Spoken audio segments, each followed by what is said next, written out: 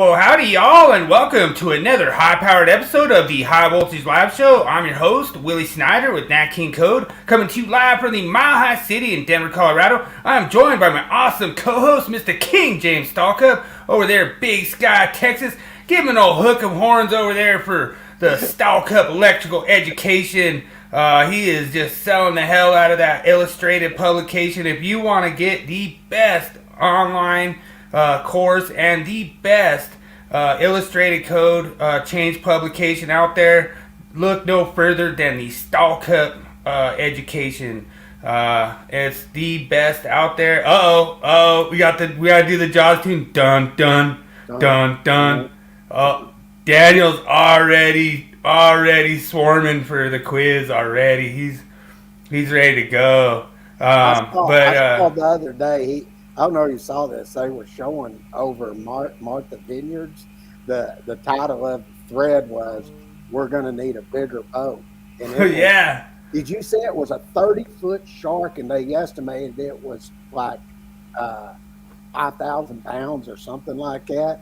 It was freaking huge, man. I was like, God. But I started, we're going to need a bigger boat. Oh, yeah. Awesome. Thanks for joining. Really awesome. John Reed's in the house.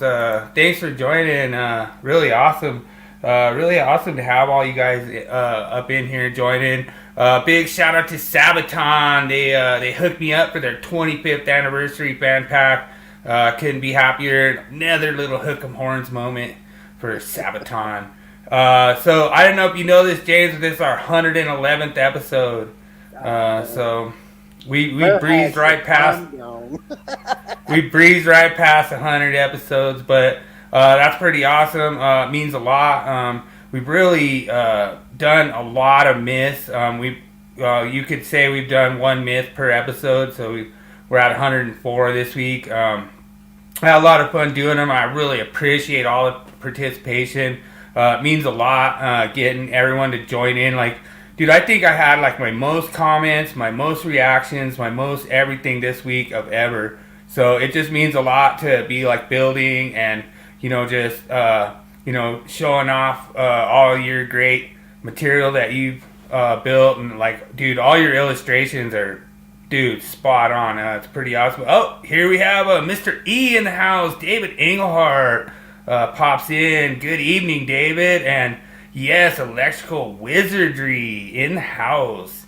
And it's interesting you were saying that, because I'm in the process, the new illustrations, we're getting really, really close to having the grounding and bonding done. We're doing a new book on it for 2023, and at the last we're adding the lightning protections for buildings and structures per NFPA 780, and we've redrawn a lot of new stuff in there. We've redrawn the surge protection and all of that stuff, and how to go in and do all of that, and tying it in with the lightning protection. I'm telling you, it looks freaking awesome, man. People are going to be surprised when they see it, but we're also going to sell that 780 as an individual publication also, because some don't want all the grounding, so we'll have the grounding book with the 780, and then we'll have the 7080 separate. So a lot of stuff is coming. We got a lot of things that are happening right now with our publisher and everything. There's a lot of big stuff coming up, and basically I'll just say this: we're going worldwide, baby, and it's a big deal. And once we get in all of that, that's when we're updating, getting everything with the new illustrations, because they're even going to be setting up to where we're going to have online that they'll do. Also, they'll become like an affiliate of the site and stuff. So there's a lot of things that are going back and forth, and plus I got a few cases I'm working on that's taking a little bit of time for my special expert testimonies and stuff. So, but we're getting there. I'm happy. Yeah, and I'll tell you what, I'm really loving my illustrated code change book. I've used it a lot. Sometimes people will get in like little arguments, and then I'll just go over there and just look it up in the code change, because it's one of the code changes. This actually being one of them. I don't know if you covered this code change for 40841 or is it 40840? Oh, 40843. Yeah, David nailed it. But we'll see. I might have thrown a little curveball in this week on the myth of the week to try to catch everyone off guard, sleeping a little. But it means a lot that everyone joins in every week. I want to wish my wife Heidi happy birthday. It's her birthday today, so it means a lot. She lets me, gets me fired up to do these podcasts every week. So happy birthday. Yeah, I'm not as good as Marilyn. yeah. She doesn't like the attention. She doesn't even like Facebook and stuff. So she doesn't even. She goes on my daughter's Facebook, to watch what people are doing. So, yeah. I've got to tell you this. One of the things, good question there. One of the things that we're going to be doing is all of our classes and stuff we have. Well, actually, when you take and you submit to the publisher showing you're an instructor for somebody, you'll get the publication. Once you buy the publication, then if you are an instructor, we're not even going to charge you.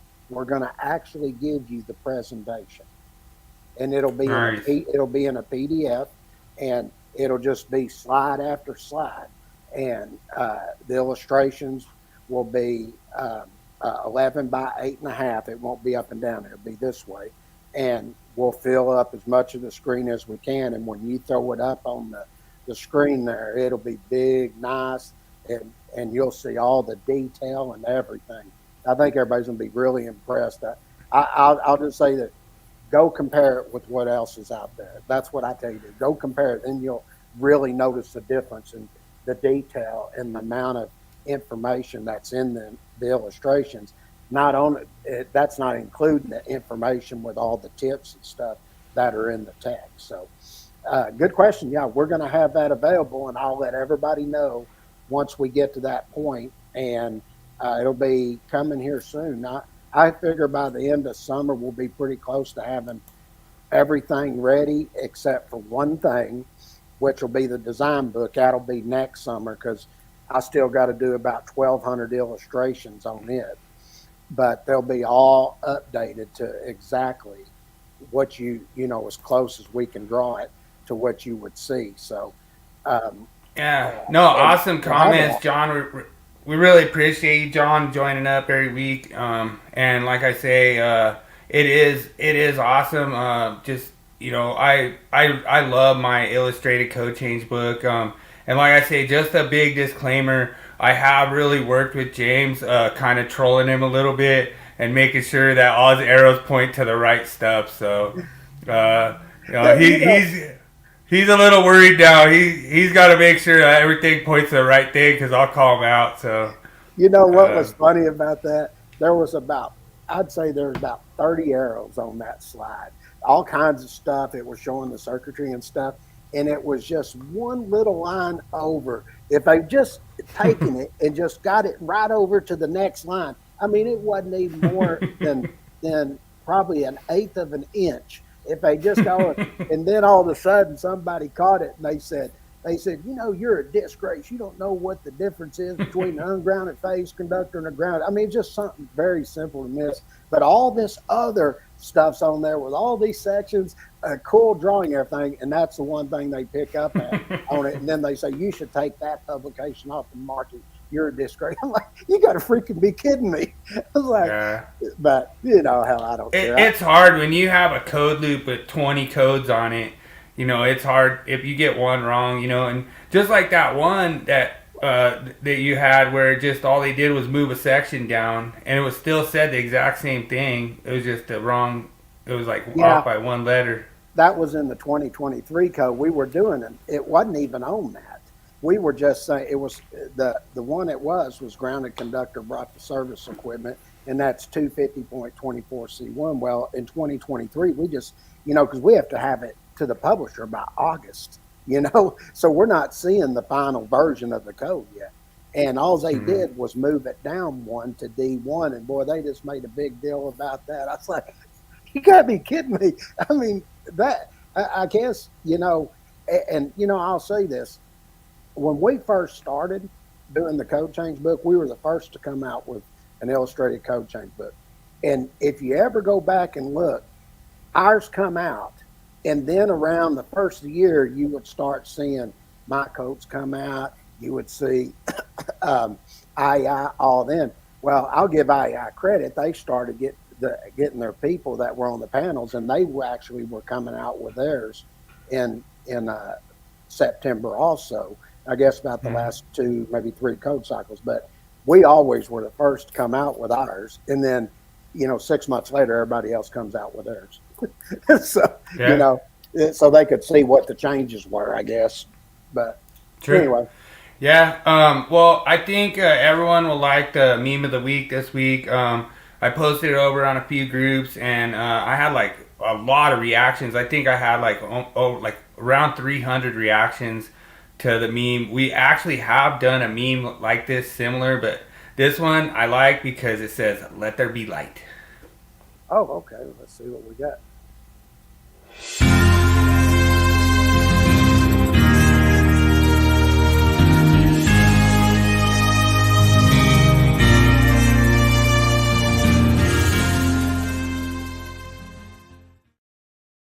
Dude, I actually walk out of the electric room just like that and say, "Let there be light," and like it's funny because like all the other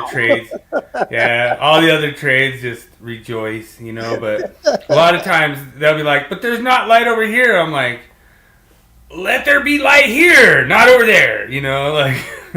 That's funny. So I like that. That is a good one. I like that. Yeah, right. So appreciate the person I stole that from. Appreciate it. All right, let's do your myth of the week. Here we go.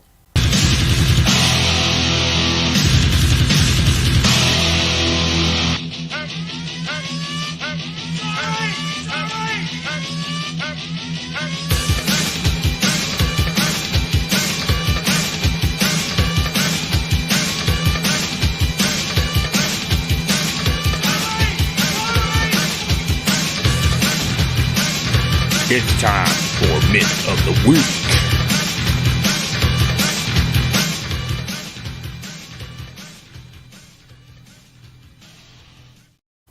Alright, so as you know, these myths are battle tested through all the groups.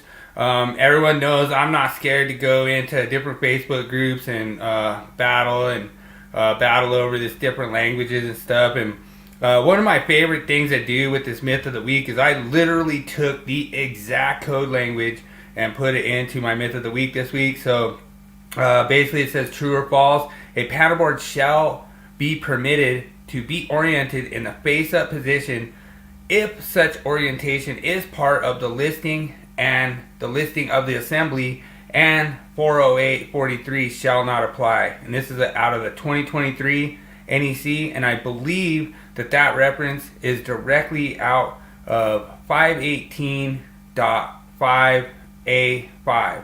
And so basically it's saying there that this is going to be compliant as long as the chapter 5 reference supplements or modifies the chapter 4 reference. And in this case, that would modify that chapter 4 reference.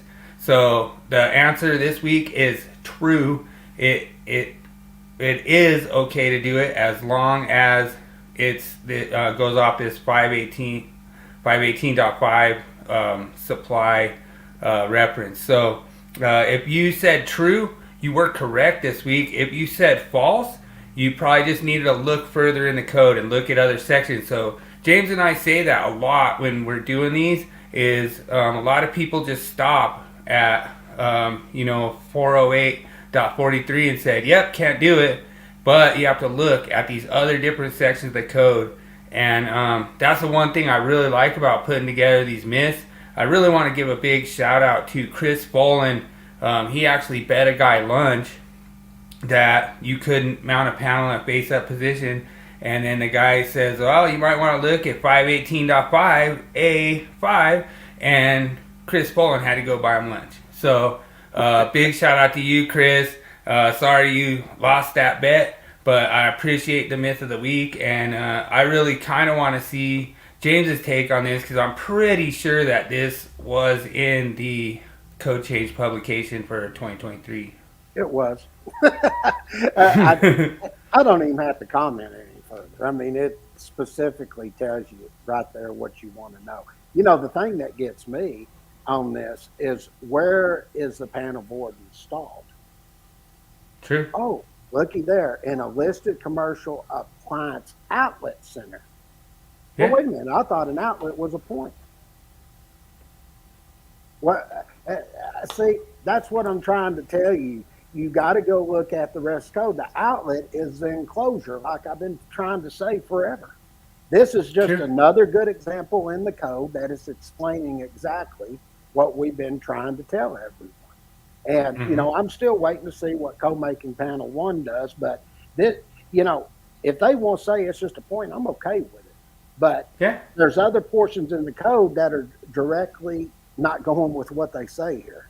And this is a good example of this. You got a commercial appliance outlet center. That means you have to have something to place there that panel board in. In other words, you know, I've said this over and over, you have to have something substantial there. You know, something that's in place. It just isn't a point. And that's what exactly this is. It's the center there. That is the enclosure. And that's what I've been saying for a long time. This is a good example of that. And I agree. And it's also a good example of how I got electrical wizardry. I got you, brother. You know, but it's so awesome. Like what you're saying, when you look at, they're saying that appliance outlet is not defined. Appliance outlet center is not defined. You know, all this stuff is not defined, you know. But this reference specifically gives you permission to mount this in a face-up position. I was going to say, I never really had any reason to mount a panel board in a face-up position.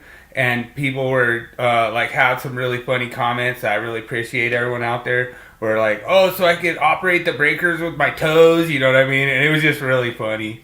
You know, a lot of the comments were just hilarious, had me cracking up. So keep the comments coming in. I love them. I just crack up every week. It's just like your proposal you submitted. You specifically, I mean, they're trying to tell you what your proposal says, which cracks me up. But it specifically said the outlet is installed. So the same thing here. The panel board is installed in something. It's not saying it. Oh, David! Gotcha, brother.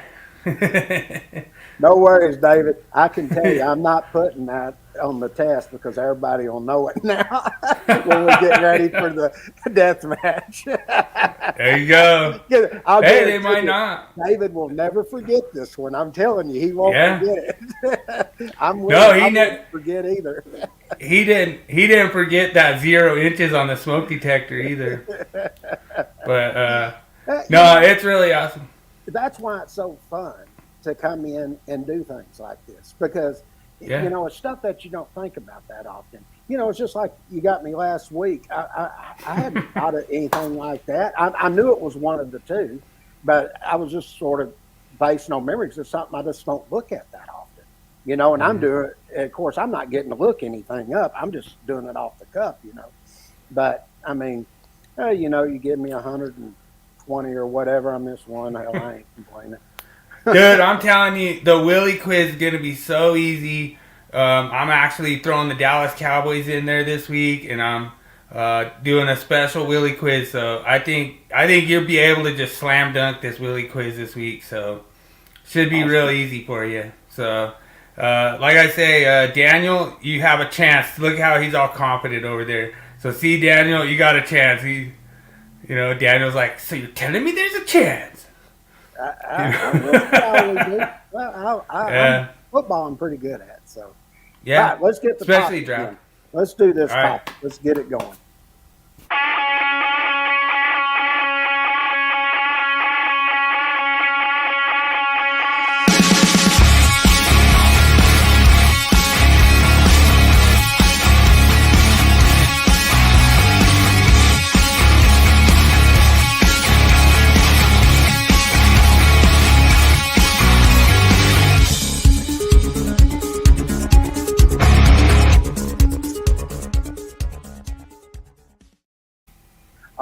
Now, Right. what we're going to do, we're going over the exercise problems for the commercial calculations.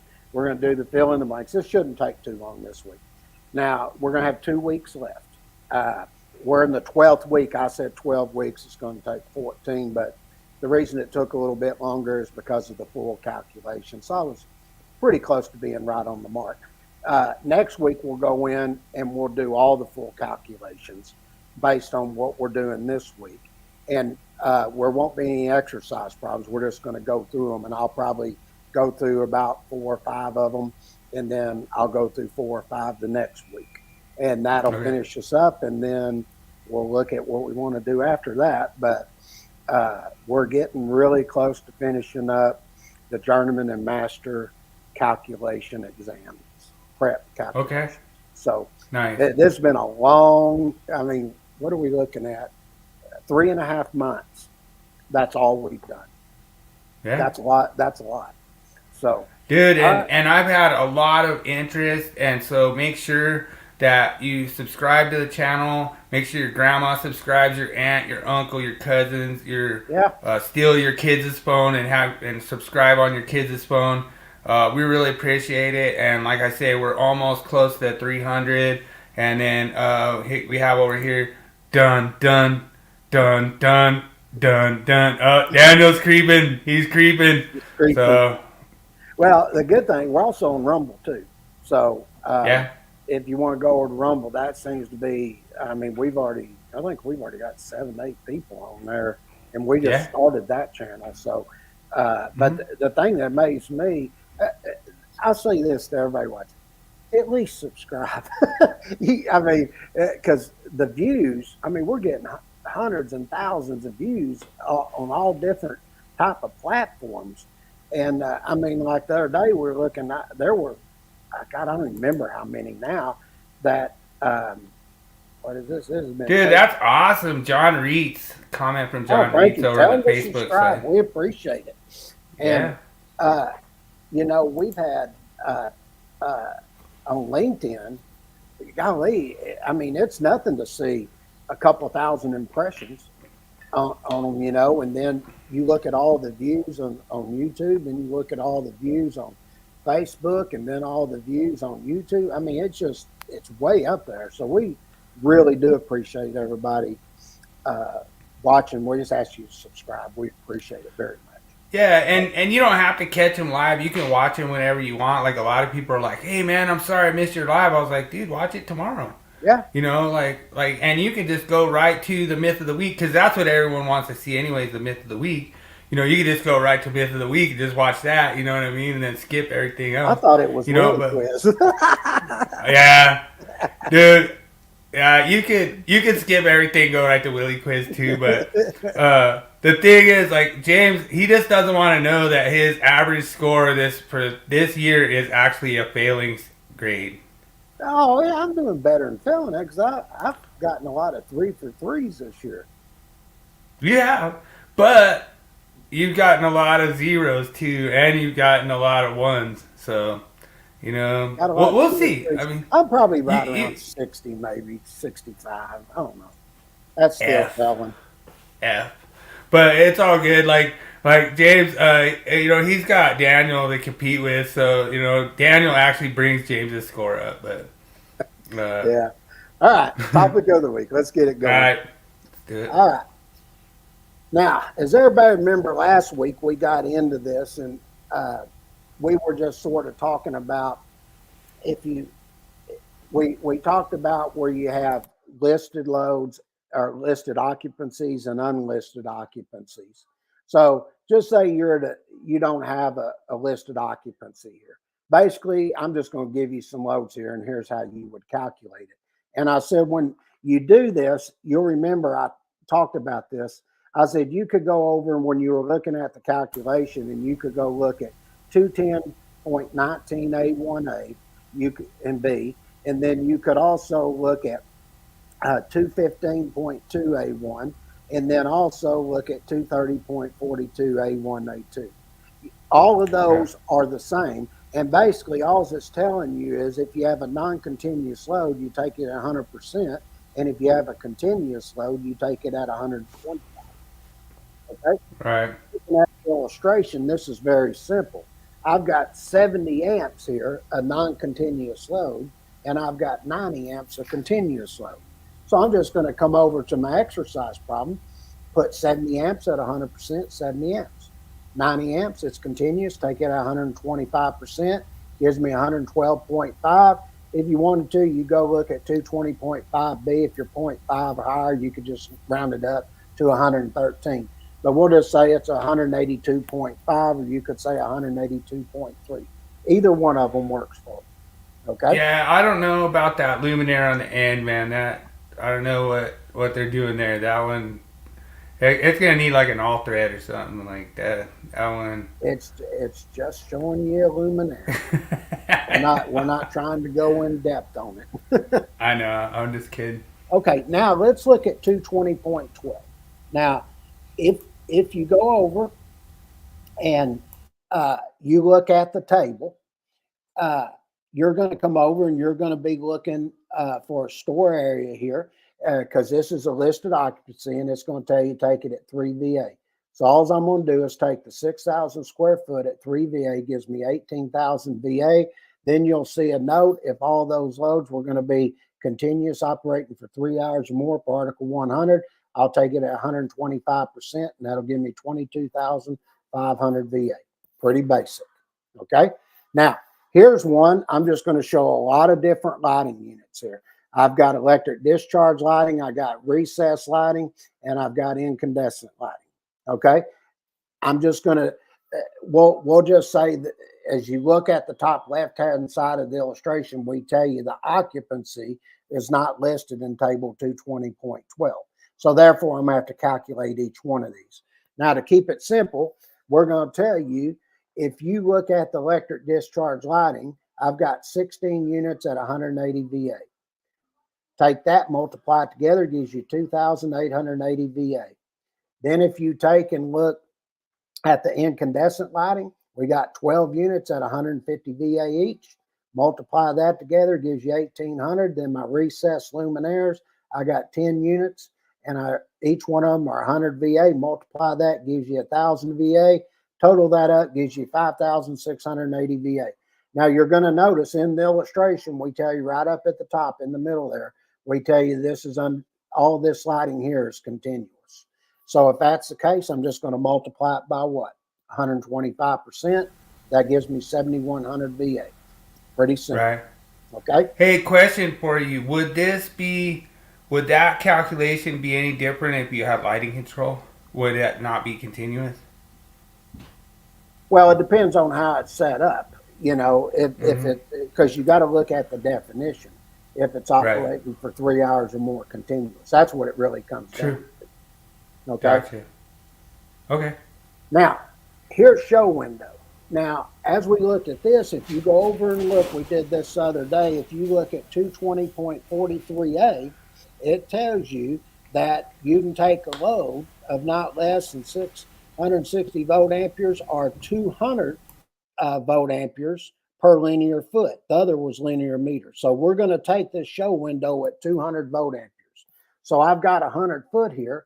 I'm going to multiply that at 200 VA. That gives me 20,000. We're telling you in the illustration it's continuous. And if it's continuous, we take it at what? 125%. So that'll give me 25,000 VA. Now just remember, everything that I'm looking at here and I'm doing these calculations, I'm all of this is in Article 220. Okay? Right. And we're just taking and getting these values. Now, when I apply the 125%, I'm looking at 210.19A1A, 215.2A1A, and 230.42A1. Okay? True. That's where the 125% is coming on for the continuous use. Then you automatically know you look at Article 100 for the definition of continuous duty, and it'll tell you that's any load that operates for 3 hours or more. Okay? Yeah, and one thing you kind of want to look at too with this is if the question on the exam includes voltage drop, they're not asking you to include that. A lot of times what they do in these questions is they say like the length of it and they try to throw in that voltage drop. that's not part of the exam question. That's just an informational note over there in 210 and over there 21019, 21020, wherever it's right in there somewhere. Well, But it depends on just, which one you're looking at. You're at 210.19A, and then you're also at 215.2A. And that's Right. where, if you're looking at 19, you're in fine print note number 4. And then if you're in feeders, it's fine print note number 2. Yeah, but a lot of times they'll throw in that circuit length to try to confuse you and think that you have to do a voltage drop calc. But if they don't specifically ask for it, then they're just wanting you to do this calculated at 100%, 125%, whatever it is, to get that overall value. And don't confuse yourself throwing that voltage drop in there. Well, usually when they do that, where they're going to hit you up on that is going to be if it's a feeder going to another panel board, and they're calculating all the loads for that. At the service, you don't have to worry about that. True. Okay. And then some say, well, what if you're at the service? Well, if you got a disconnect out there and then you're running into a panel board, the first means of disconnect is at that disconnecting means. So that's where you're setting up and knowing how to fuse that. And then from that point coming in, that's a feeder. Okay. Yeah, and I see a lot of times guys will say, well, if you're going to factor in voltage drop, just go up to the next size conductor. And that's not correct. And a lot of times you'll fail an exam question if you just think that mentality. They want you to know on the exam the exact conductor size. And if they're trying to fool you with different little things, you have to kind of pay attention to that and know they're not trying to get you to go up to a number 8 for like 30 amps or anything like that. Sure. All right. Now for your lighting track, you're looking at 220.43B, and it tells you when you're dealing with lighting track, this is another than dwelling units or guest rooms or guest suites, hotels and motels. But it'll tell you that an additional load of 150 volt amperes shall be included for every 2 foot of lighting track. So all that means is I'm going to take whatever the length of the lighting track here is. So we're telling you we got 30 foot of non-continuous. So you're going to take that 30 foot, divide it by 2, and then you do it for every 2 foot. So you'll multiply that at 150 VA, and that'll give you 22,500 VA for the lighting track load. Now, if this was continuous, all I would do is have another step is take the 2250 times 125% to get my load. Okay? Right. Now, the next one you have is your low voltage, and this is just simple. We're going to tell you, we're giving you the information here. We're telling you what the isolating transformer is set up at and everything. It's at 40 amps. We're telling you it's a continuous load. We're showing you the panel there is at continuous operation. So if it's continuous, take the 40 amps and 125% gives you 50 amps. Pretty simple.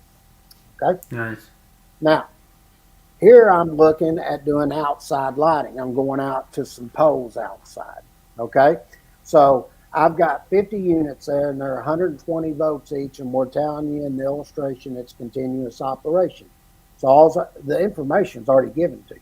I'm just going to take the 50 units at 120 VA. That gives me 6,000 VA. It's continuous at 125%.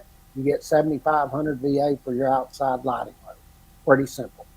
Okay? Nice. And if you look, that's done just like I was doing my other fixtures inside, wasn't it?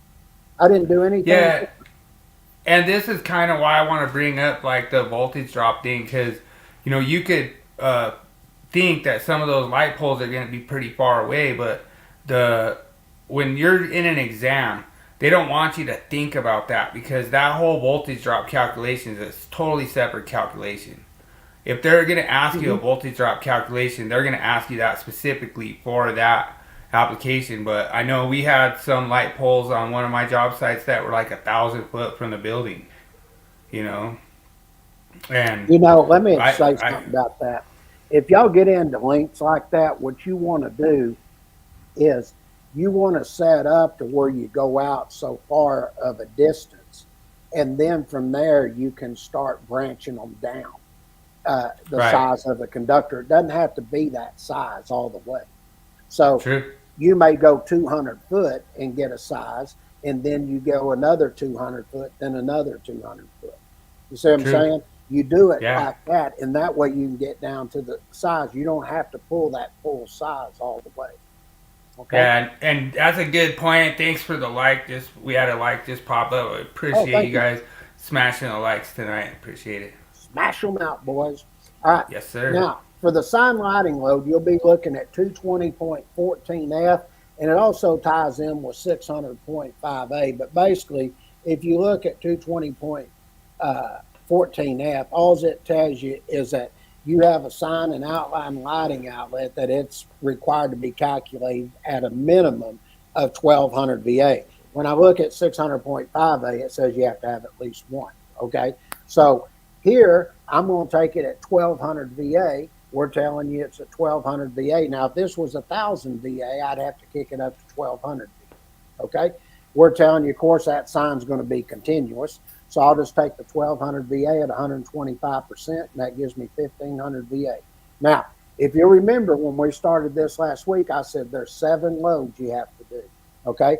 This is the first set of loads, which is all my lighting loads. The next set of loads we're going to do are receptacle loads. Okay. Okay. So now you get into. Hey, can you go back to that last slide? Yeah, sure. Is that out in your front yard? Is that your billboard sign out here? Right. That's our sign out there. We're telling you the best publications in the industry, baby. I kind of did a little double take on that. All right, go. Hey, always in self-promotion mode, baby. You got it. That's good. I like it. That's funny. All right. Now, when we look at receptacle loads, if you go over and look at 220.14I, you'll pick up your receptacle outlets, and they'll tell you that the receptacle outlets are required here to be calculated at not less than 180 volt amperes for each single or for each multiple receptacles that are on one yoke. Okay. So here's my receptacles. I have to take them at 180 VA. Now, I'm going to show you doing 2 here. These could be continuous or non-continuous. Okay. We're not telling you, we're just going to show you both calculations. So I've got 40 in total. So you take 40 at 180 VA. If they're continuous, I take them at 125%. So 180 times 40, 7,200 VA. Multiply that at 125% for continuous gives you 9,000 VA. If they were non-continuous, you just do it at 100%, and that gives you 7,200 VA. Pretty simple calculation. Okay? Now, what happens if I get over 10,000 VA? Now, if you look at this lesson here, I'm at 9,000, 7,200. I'm fine right here. All right? I'm not over 10,000 here. So now I'm going to do the same calculation, but you need to look at table 220.44 when you're dealing with this, and it's going to tell you the demand factors, and it's for non-dwelling receptacle loads. This is not for dwellings. This would be commercial, industrial. And if you're over 10,000 VA, then whatever's remaining, you can take at 50%. They actually give you a demand factor there. So if I look at 150 receptacles, we're doing these at non-continuous use. Take it at 180 VA, that gives me 27,000 VA. So I'll take the first 10,000 100%. Of course, it's 10,000 VA. That gives me 17,000 VA left over, which table 220.44 allows me to have a demand factor of 50% on that, and that will give me 8,500. Just add the 10,000 and 8,500 up, and your total receptacle load is 18,500 VA when I have a receptacle load that exceeds 10,000 VA. Okay. Hey, I have a question real quick on that one. Is that 3 or 4 outlets? 3. I agree. Why was it 4? Oh, well, I can see where they were. And the thing is, you notice we're saying receptacles there, and then we say receptacle loads. You notice we don't say receptacle outlets. The reason is because the box is a receptacle outlet. We're not doing receptacle outlets here. We're doing receptacles. Okay? Nice. Now, here's a multi-outlet assembly. We looked at this last week, and if you just look up at 220.14 H1 and H2, it's right above the I there for receptacle outlets, and the heading will be fixed multi-outlet assemblies, And then 1 and 2 is going to talk about where you're using them simultaneously and one where you're using them non-simultaneously. Okay?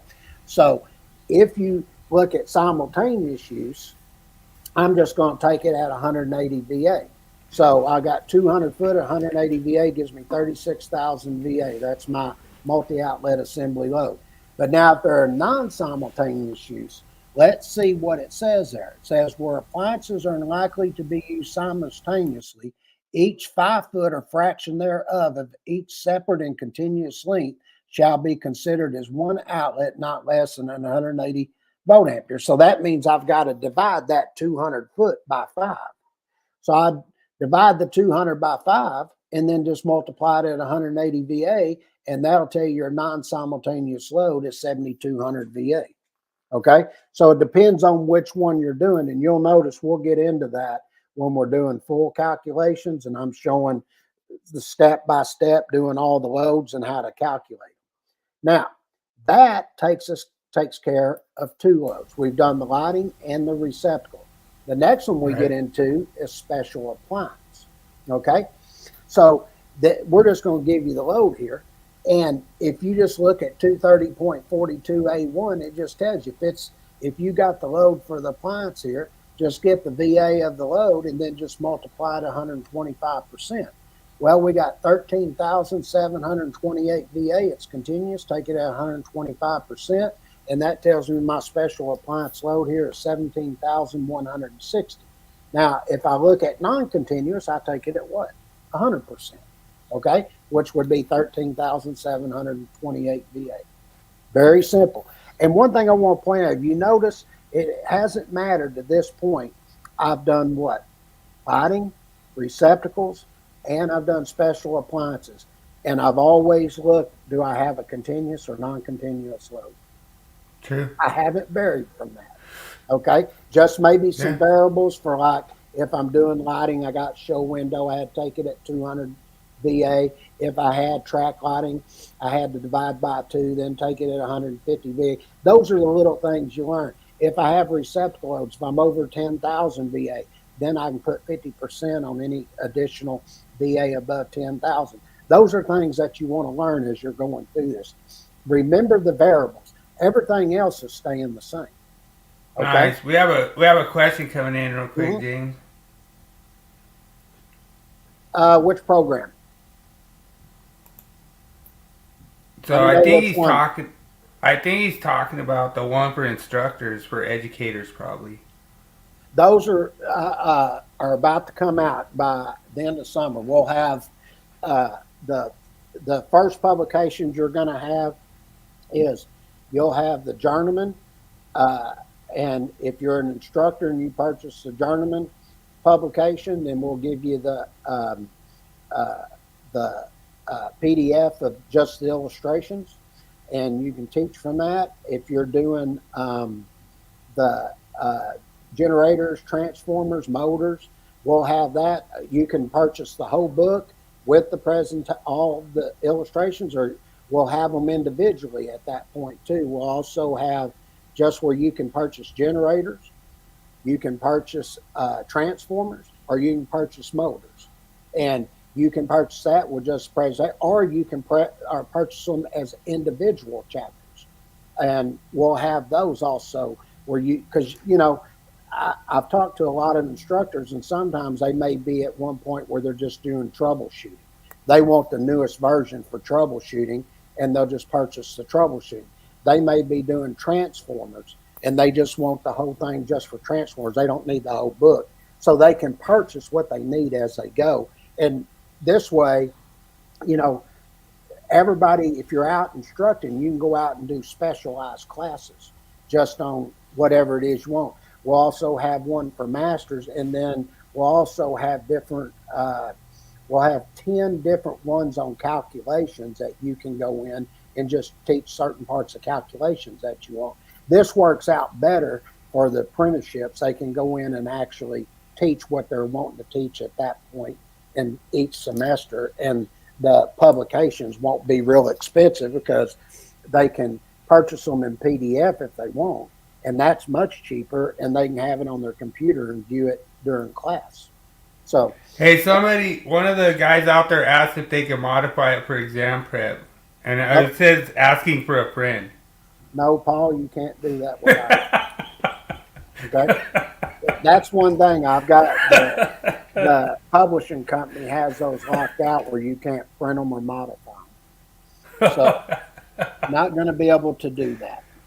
All right. Dude, how did you know what friend I was talking about? Come on. All I right. just know. I know who does it, who doesn't. Okay. All right. Now this is the third load, the last one here, where we're going to deal with special appliances, and this is where you're going to get in. And if you go look at table 220.56, I think it's like on page 78 or 79, somewhere in there, and it's going to tell you for 2 units, there's no demand factor; it's 100%. But once you get to 3, you can go 90, 4, you can go 80%, 5, you can go 70%. Anything over 5 is going to be 65%, no matter how many you have. Well, looking at this, I've got 4 pieces of cooking equipment, 2 kettles, 3 fryers, 2 steamers, 3 boilers, and 2 microwaves. So I'm definitely over 6 or more here. And we're telling you right in the middle of the illustration there, we have a total kitchen load that we've already done the calculation for you of 82 kW. Now, if you had to calculate each one of these, all you're going to do is come back and look at it like this. Okay? You just get the VA of it. Okay? So we're telling you we have 16 pieces of equipment. If I look at table 220.56, 6 or more, I can put a demand factor of 65% on that. We're telling you we've already calculated the kitchen load. It's 82 kW. Take that at 65%. That gives you 53.3 kVA load. Put it in VA, just multiply it by 1,000. That's how simple it is. Okay? Hey, do you want me to tell you some insightful wisdom about that? What's that? So if you have 16 pieces of kitchen equipment, you only have 15 outlets. Yeah. You're always short one. Yeah. Mm-hmm. That's what they want you to believe. No, I'm saying it's every single time I do a kitchen, I'm like, do you have everything you need? They're like, yep, everything's good. And you're like, all right. And you do it, you get it all in there. And then they're like, where do I plug this in at? And you're like, what? I freaking went over this 7 times with you guys. You're always short one on a kitchen. For some reason, they're like, where do I plug this in at? Well, I'm going to have to run you a dedicated circuit, and then we'll plug it in, you know. Oh, yeah. All right. Now, I want everybody to remember this. We're getting in here. This will be my 4th load. We're going to do compressor loads, and after this, we'll do our motor loads. All compressor loads and motor loads right here when I'm doing the service calculation, or I got a feeder going over, and I'm doing calculation with all these loads for a panel board and setting it up and everything. You're going to take all these motors at 100%. Then when we get to the last load, which will be the 7th load, then we'll get in and add 25% for the largest motor. Okay?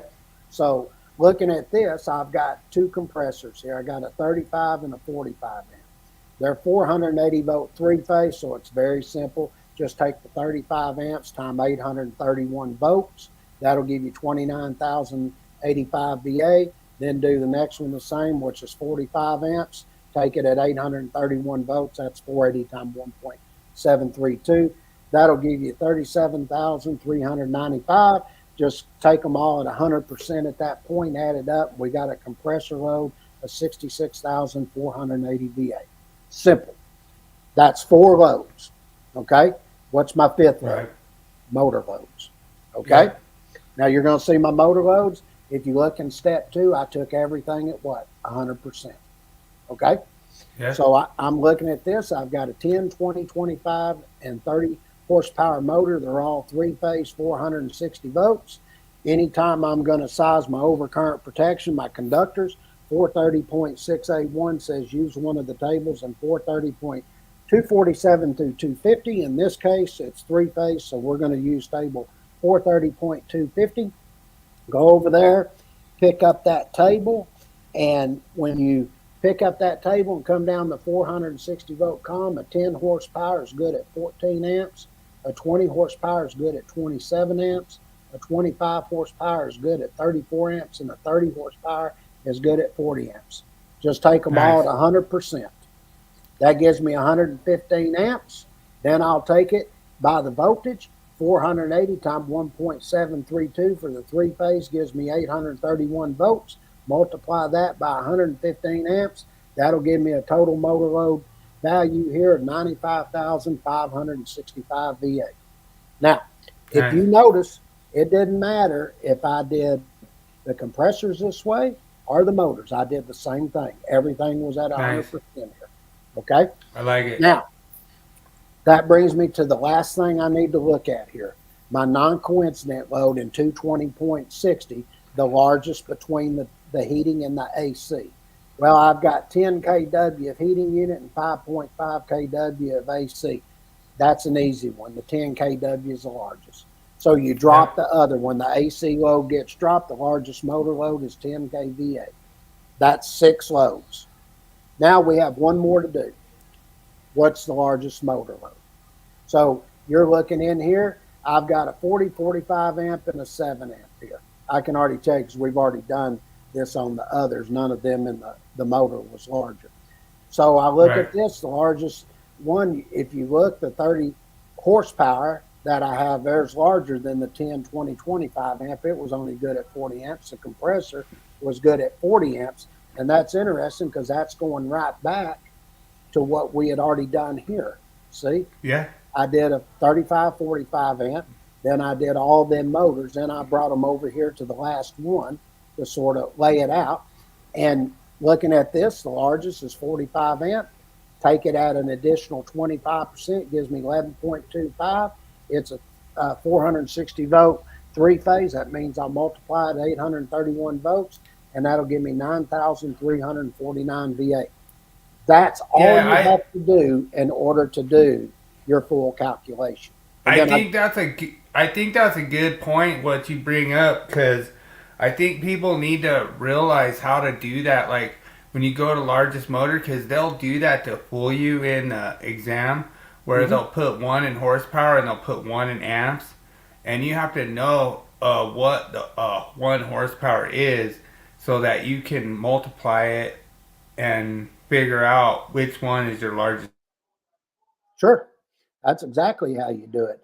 And another good in that, the last thing we have here is where I get in and I'm adding additional loads where I have an existing installation here. Right. So in this case, I'm going to add a new panel board here, and it's 102 amps. Now, when you go over and you look at this, we did this the other day, but if you go look at 220.87, the heading's going to say determining existing loads.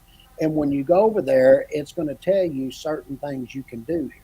And it's going to say the calculation of a feeder or service load, which I've been talking about, feeder and service loads, for existing installation shall be permitted to use actual demand to determine an existing load under the following conditions. It says the maximum demand data is available for a 1-year period. Okay, we've done this for you. We're telling you it's 218 amps. That's my recorded amps. Then if I go look at Pren 2 there, it says the maximum demand at 125% plus the new load does not exceed the ampacity of the feeder or rating of the service. Okay, well, let's look here. We're telling you the actual peak amps recorded for a period of 1 year is 218 amps, and we're telling you the service had 500 kc mil. Okay, so it tells me to take that demand by Pren 2 at 125%. So I'll take the 218 amps times 125% gives me 273 amps. And then I'm going to add the additional load on here that I'm adding, which is the panel board load at 102 amps.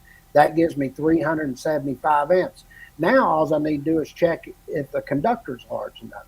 So if I go look at table 310.16 in the 75 degree C column, come down, pick up the 500 kc mil, come across, it tells you it's going to be good at 380 amps. So that's above the 375 amps. So yes, I can take and add the 102 amp new panel board load to the existing service that's there. Nice. Okay? And that gets us through that. And next week we will be going through all the final calculations for 2 weeks, and then we're done. And I hope Nice. everybody enjoyed it, because this has been a labor of love. Yeah. No, dude, it's so awesome. And like, dude, there's so many people that message me and want to ask questions. And one of this guy, Gary, he asked a question last week and kind of came in, and he's saying that the inspector's saying the conductor's too small, and he's switching loads for a structure where he's basically using that as a feed for that structure. So I'm pretty much thinking that a number 4 is going to be all right based on that calculation. But he's been communicating with me back and forth. It's been hard for me to kind of communicate with you to kind of see what the situation is as far as, what the inspector's looking at, because if it's service entrance is number 4 and you have a feeder for the ATS number 4, I think it's totally good to go.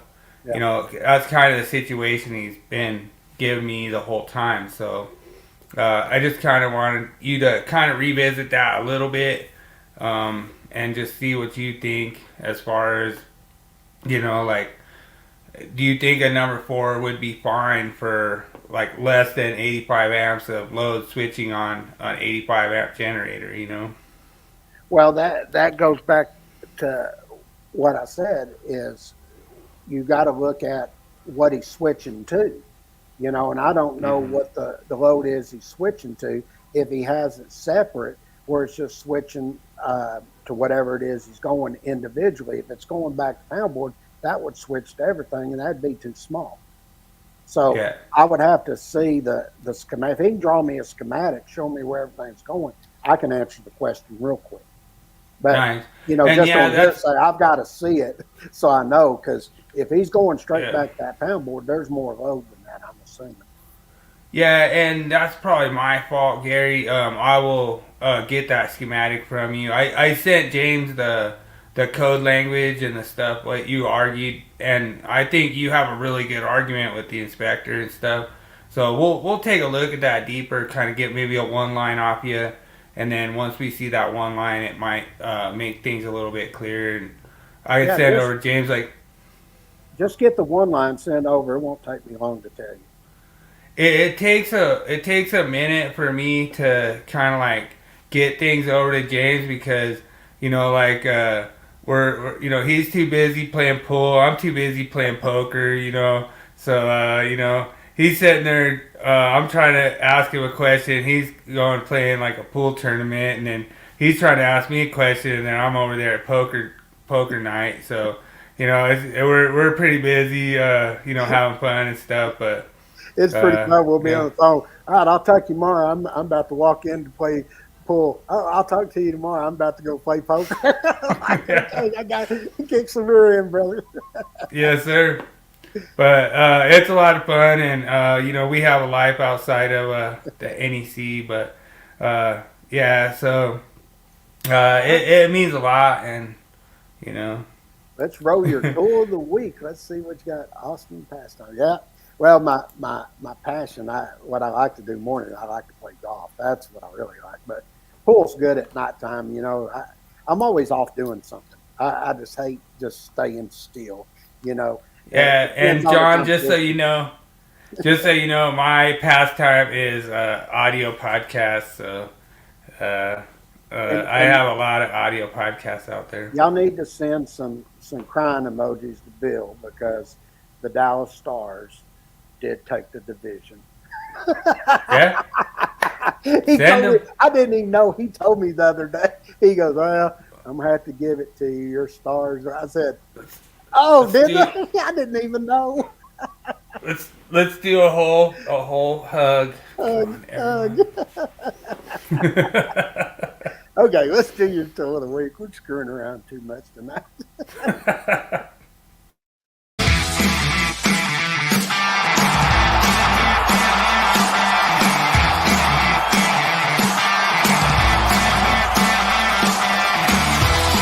It's time for Tool Review of the Week.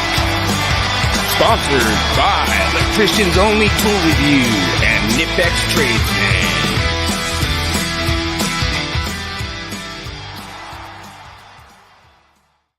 All right. I want to thank everyone for joining us every night. It means a lot to me.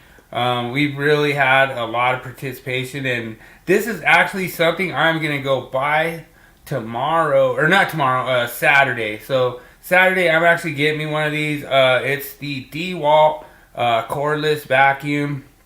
I found a really good deal on it. It's on sale at Baumgars in Brighton. So if you're in Colorado and you want a good deal, go to Baumgars Brighton. They had this thing on sale. I couldn't exactly quote the price, but it's a really good deal. It's probably cheaper than anywhere in Colorado.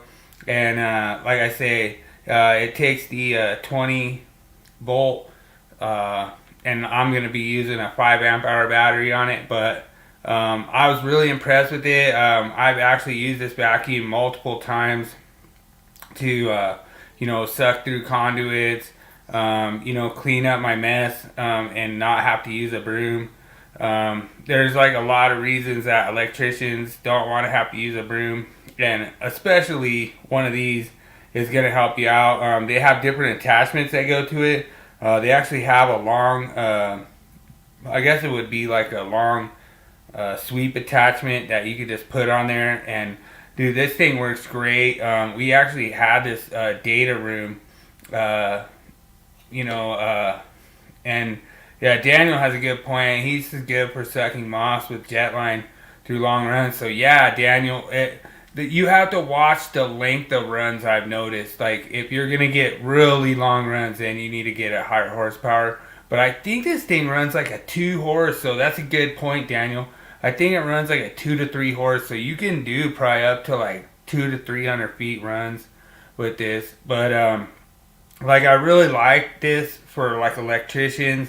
When you're trying to get, like Daniel was saying, suck that mouse through, or just put that long sweeping attachment on and just vacuum up where you're working, where your work area is. That way you don't have to break out that broom. But altogether, I think this is a really good electrician tool, and I really 100% recommend it. And I recommend it to myself because I'm going to go buy it on Saturday.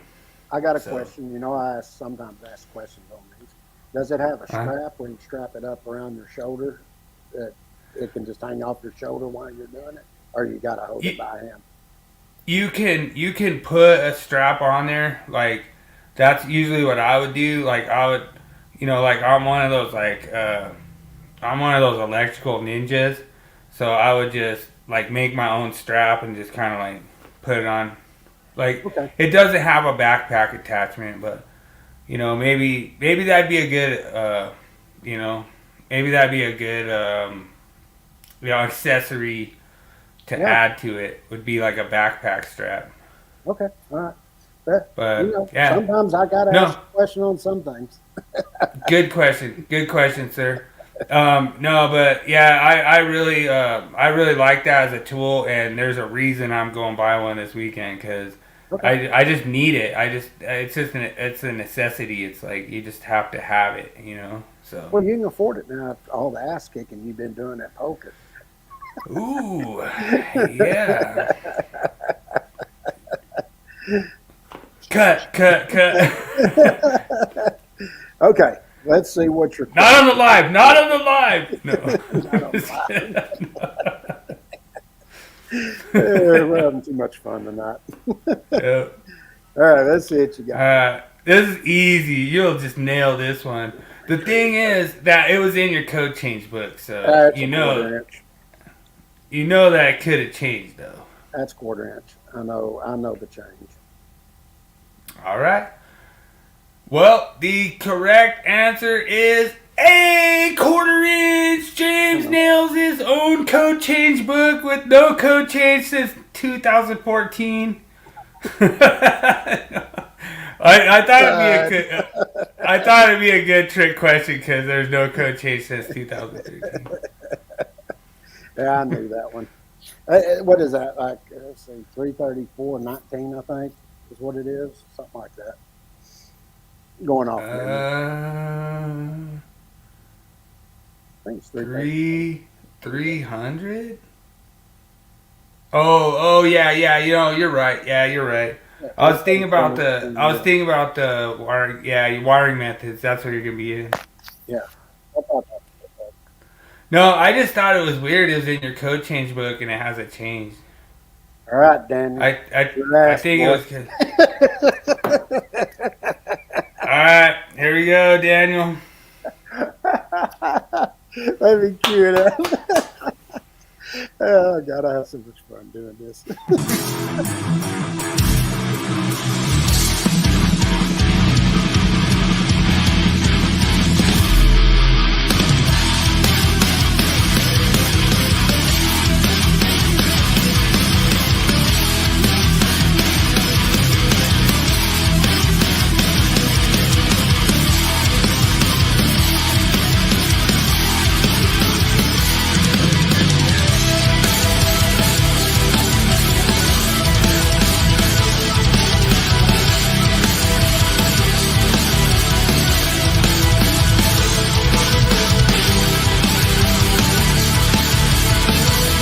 You are now entering the zone of the Willie Quiz.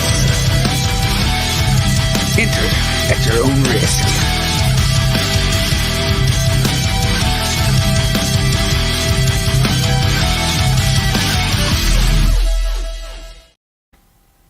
All right, question number 1. How many breakdowns are there in the Willie Quiz song? Oh, God. Oh, man. Oh, we're having fun tonight. All right, so question number 1. O.J. Simpson was drafted first overall in 1969. How many other first overall draft picks has Buffalo had in their entire history as a team? Is it A1? Is it B2? Is it C3? Is it D4? Or is it E5? Good luck, everyone.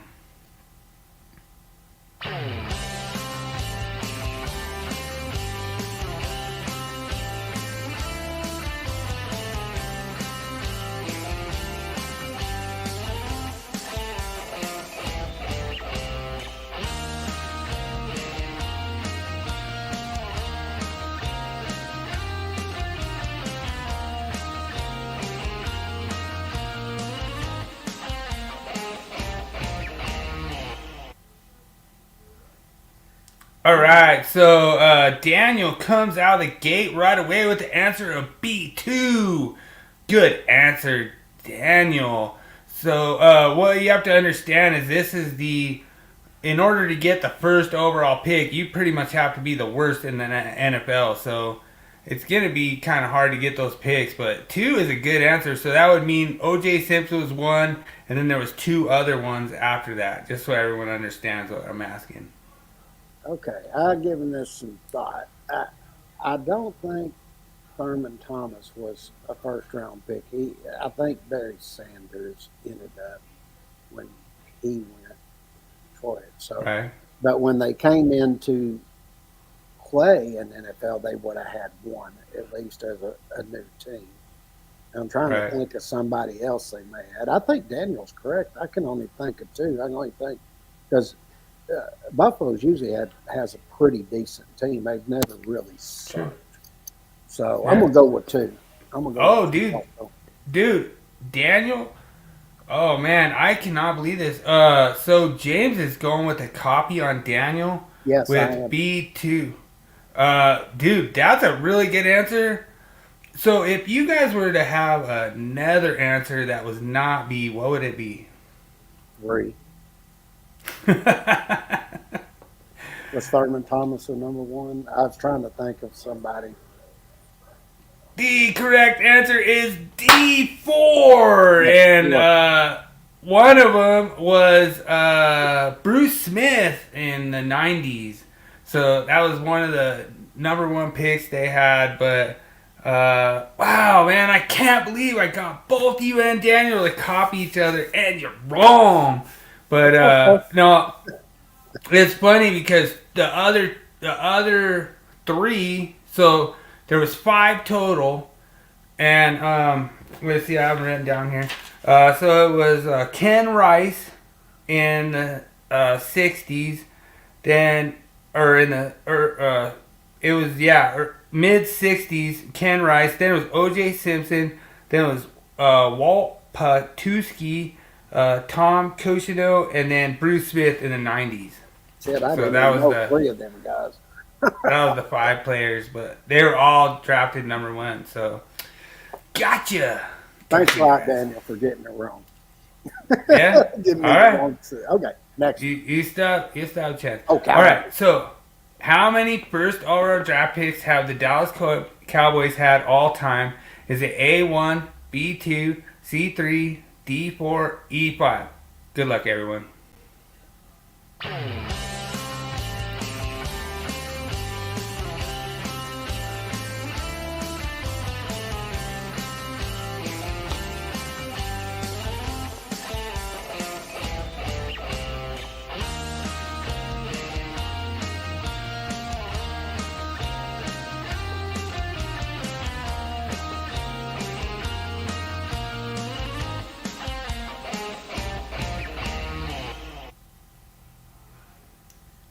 Okay. Ooh, Daniel has a really good answer. Dude, Daniel's on fire tonight.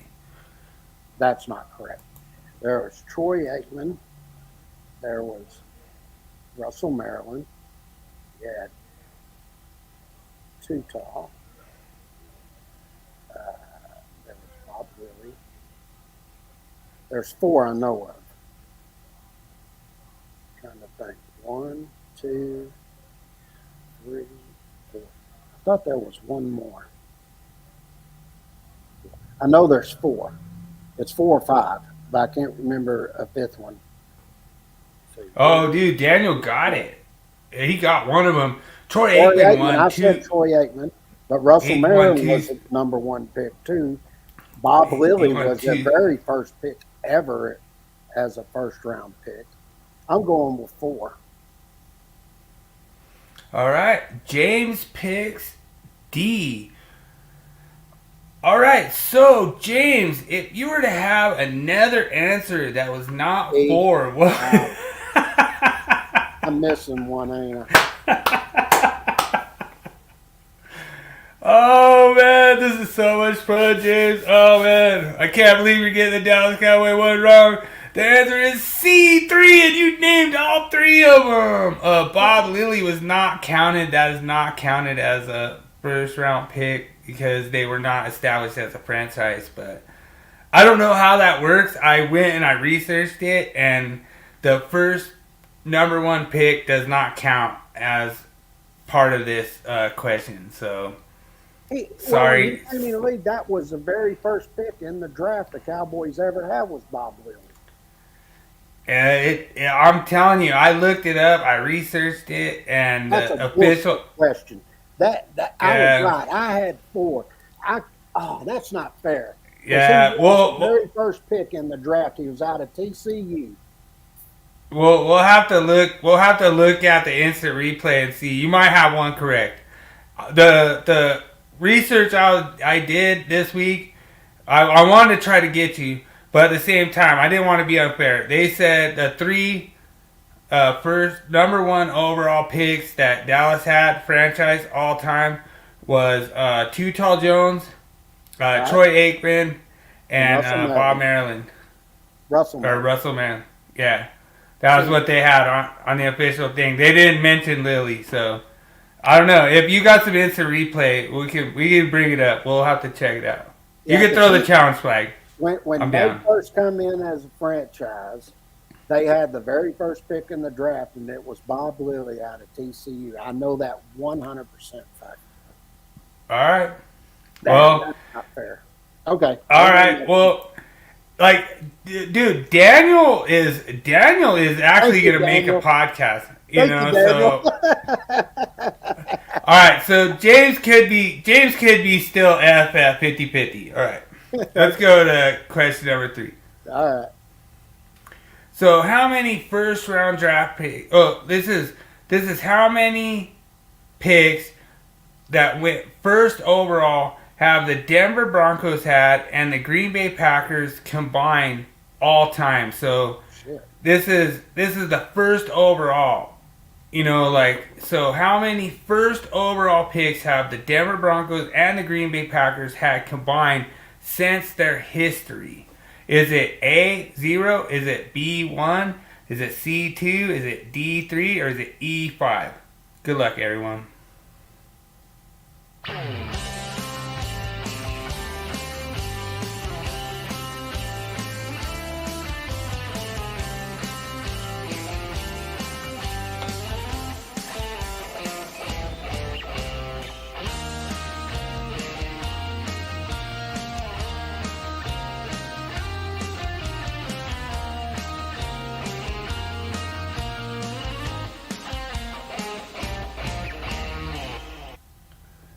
So the reason that I found this so fun is that in order to get the first overall pick, you have to be the worst in the NFL, That's right.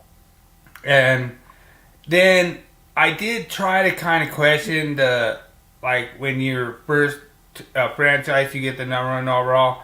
They must have stopped doing that after the Cowboys. I don't know, because I did not find that anywhere in any other team but the Cowboys. So maybe they gave him some sissy rule. I don't know. I gotta look that up. I don't know. Nobody else had that but America's team, so I'll have to find that out. They might have had it for the Packers. I don't know. Packers were way before the Broncos. I remember Denver when they were not doing too well, but they didn't have the first round pick, and that's when John Elway, because John Elway was going to go play baseball if he got drafted by one of the other team's first two picks or something. So John Elway was not a first round pick. I remember that. Now, before that, I don't really remember. Ooh, Daniel goes C. And then I'm looking at the Green Bay Packers. They've been in existence for a while. Yeah. So, and we're not counting the first pick when you come in. So yeah, that changes my mind on it. I'm trying to you could copy Daniel it too. That's a good. Daniel's been doing good. I don't. Green Bay's usually been pretty damn good through all them years. If they had maybe one, but I don't know who it is. I'm just going to go with B. I'm guessing. I'll just go with one because I don't remember Denver ever being a first round pick, even when they were bad. I'm going to go with B. I'm going to go with one. All right, well, drum roll. If Daniel gets C, he wins the game tonight. And Daniel is correct. It is 2.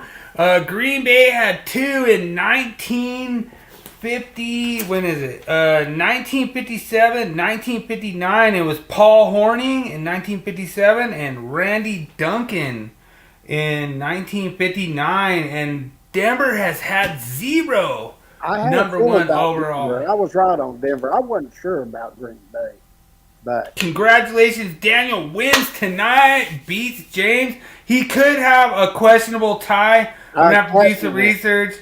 Like James threw the red flag. We're gonna do a podcast about how Daniel needs to learn his place against James and not question the Master King James and. We're gonna have to see how that plays out, Daniel. This is not done. This is not over. We will investigate. I'm counting the Cowboys right because I know Bob Willie was their first pick, so I'm getting something. Dude, out of that. I went to like multiple things to look, and it didn't say anything about it said it was 3. The answer was 3. But.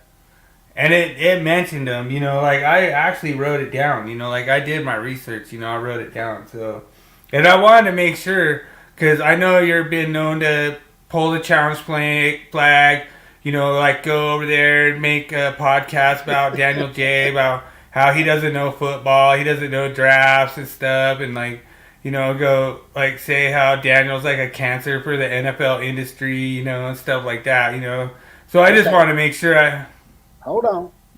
Before his 14-year career with the Cowboys, Willie was born and raised in Texas, played most of his prep career in Texas, and even played college ball in the Lone Star State, which was at TCU.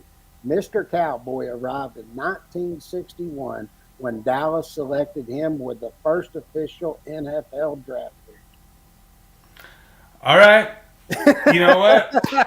I'm getting that point. I'm going to give you guys a tie tonight.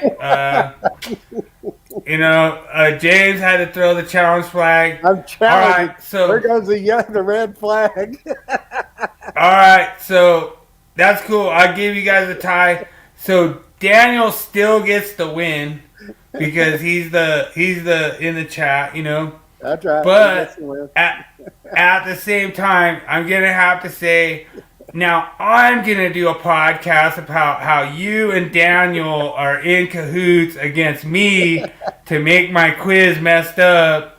So, you know, it's gonna end up being a bad thing for you guys when the podcast comes out. Hey, I missed the other 3 Cowboy questions. I'm getting one of them right.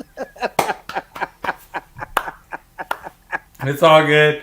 I wasn't trying to attack you, but at the same time, I was trying to be funny at the same time. Like it's so cool to do like these where everyone learns every night. You know what I mean? No matter what we're talking about, and it's a lot of fun. You know, it's a lot of fun to do them. But well, you know, it's really cool. About that is I knew Bob Lilly was considered Mr. Cowboy.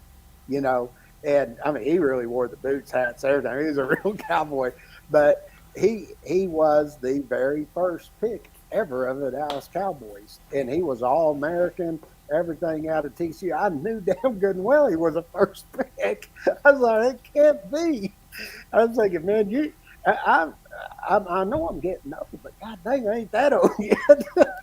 Yeah, no, it's like that's what makes it so fun is that I can like go off of like questionable data that I collect from wherever I collect it from, you know, and then just you know you can challenge it. It's all good, you know. I'm not hurt. You know, you challenge it. I get challenged on all kinds of stuff. Just go read the Facebook groups. So, congratulations, Daniel! You have your 4th win of the Willie Quiz. So, pretty awesome. You took out King James 4 times now. So. Even a tie, you'd still take him out. So, and his average is an F too. So, all right, let's wall of shame it, baby. Shame, shame, shame, shame, shame, shame, shame, shame. all right, this week I really love this picture. I sent it to you, James. Like this is the complete messed up situation you ever run into. Like, hey, we have a problem, but it's in that one on the left. You know, how you gonna get in there? You're done. You're done. What they do? One at each time, and then put them in. I mean, that's wow. I saw this one and I was like, wow, James will love this one. I was like, why not just use ones with the use a different like a LB with like a one that I don't know, you could I don't know. I mean I don't know if they even make one like that. I don't know, like I'd have to look see if they make one like that. That's something right there. Yeah, and Daniel says the connectors aren't all the way in. Yeah, dude, if you're off on those, dude, Daniel knows. We've had that before. Like me and Daniel, we've worked out Anadarko and stuff, and they're like, if those LBs like don't line up, then they'll make you change them. They'll be like, nah, make that one a little bit longer, whatever. I want to know how you did that, Jorge. Yeah, it wasn't me, brother. That's funny. That's funny. That's freaking hilarious, dude. Wow. Yeah. Yeah. Wall of Shame's one of my favorite ones because there really is some, I mean, you just shake your head. What the hell were they thinking? Yeah, I mean, they probably could have did like a 90 down and then put like a C conduit up. Mm-hmm. You know what I mean? They could have done something. That's ridiculous what they did there. I mean, that's just. And then do the other poor C workmanship. conduit where you 90 out and then put the C conduit there or whatever. And somebody was probably proud of the way that looked. Probably. Oh, God, Dave. Oh, man. Okay, cool. Yeah. Let's wrap this up. I got stuff to go do tonight. And you got to go. You got to go. Your wife's birthday. You got to go and take care of business, boy. Yep, I sure do. And, go Avalanche. It's really awesome. As in the playoffs. We're gonna go deep. We're gonna take out the Stars in the third round, baby. Second or third round. You're done. You're donezo. No, we're the best record in the division. Nothing. You ain't got nothing over there. They're the best. Done. What can I say? Dude, just because Duchesne's on your team, done. Matt Duchesne. Matt Duchesne's on your team. Dude, he was like a big Avalanche fan growing up and everything, and then he got drafted to the Avs, and we weren't winning, so he got mad, so then he left, went over to Nashville, then he got kicked off Nashville, went over to the Stars. Now he's a bum. He's a bum. Dunzo. But, no, it's all good. Like, we'll see. It's all, anything can happen. Make sure you guys do your NHL bracket. Go to NHL.com. Fill out your bracket so you can beat me this season, because I'm going to fill out my bracket tonight. And I want to make sure that I have all the matchups, and I go and pick my winner of the Stanley Cup 2024, and it's going to be the Colorado Avalanche. So, boom. Gave you guys the answer. But thanks for joining, Daniel. Really appreciate it. Have a lot of fun every time Daniel joins. Means a lot. And appreciate everyone joining. At one point, we had like 10 people in here. That was really awesome. They always jump in for your code lessons, sir. So really appreciate you putting those in there. And just make sure you subscribe to the channel. And James will keep code lessons coming every week. And the more you subscribe, the more lessons come your way. So appreciate you, James. It's total easy math. Like when I see the way you do it, easy math. Calculations don't change. Nothing changes. Especially the location of the outlet doesn't change. So that means a lot. You know. We'll be looking at how that's going to be addressed in July. So we'll have a special podcast on it. That's all. I agree. So. Yeah. Okay, let's wrap it up. All right. Remember, everyone, make every day an easy day. Hook 'em horn. Everybody have a good weekend. We'll see y'all next week. And we'll got 2 more weeks. We'll wrap up the commercial, and we're done with calculations for 14 weeks. So take care, everyone.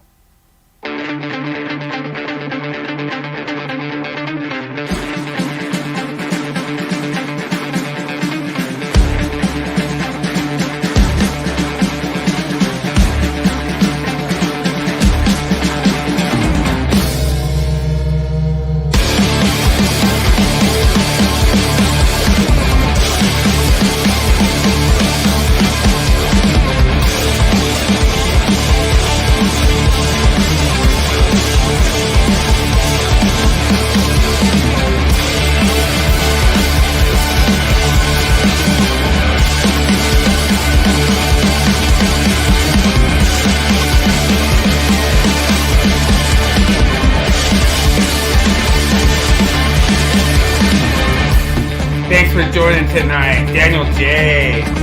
Thanks for joining tonight, David Engelhardt. Thanks for joining tonight,